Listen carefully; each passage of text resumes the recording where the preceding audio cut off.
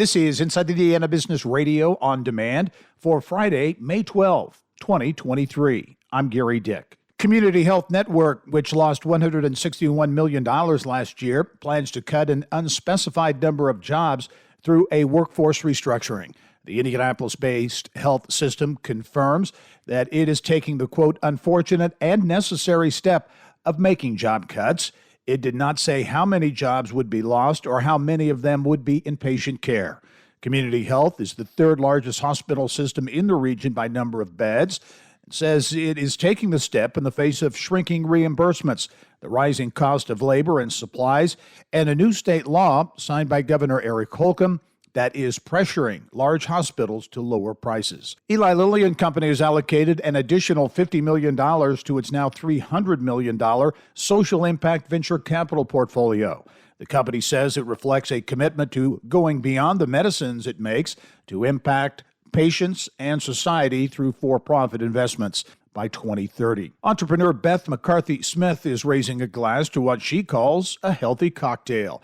And with big-name IndyCar drivers in her fan following, McCarthy's Simplicity cold-pressed juice is already sold in more than 1,800 stores nationwide, is now expanding with Simplicity cold-pressed cocktails, local spirits added to the fruit juice, and race fans at the Indianapolis Motor Speedway will be among the first to get a taste. And so when we have our cold pressed juices, we want to have the whole food chain cold all the way along so it maintains the nutrients as much as possible. From the state's #1 source for Indiana business news, you're listening to Inside Indiana Business Radio. Indiana, it's time to get revved up. Inside Indiana Business is going racing. We'll be at the Indianapolis Motor Speedway for the month of May and take you inside the business of motorsports, from gasoline alley to high-tech race shops to small-town dirt tracks.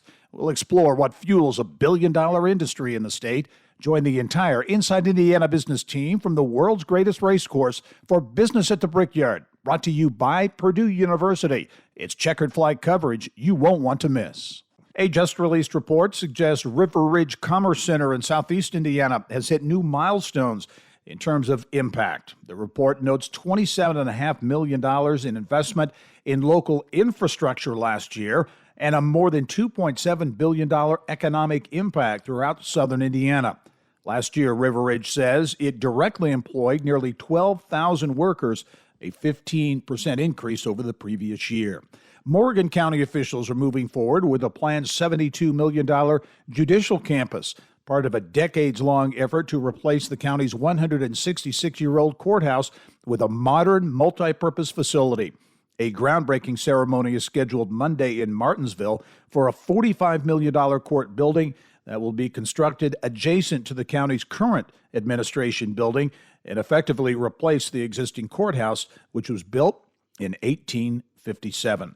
New leadership at the Central Indiana Community Foundation and Indianapolis Foundation.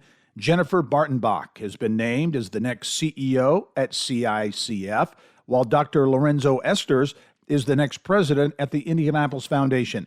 They will succeed Brian Payne, who has led the organizations for more than 2 decades. Bartenbach has served as Chief Financial Officer and Chief Operating Officer at CICF for the past 10 years. Esters has been serving as Chancellor for Ivy Tech Community College, Indianapolis. This is Gary Dick for Inside Indiana Business Radio on Demand.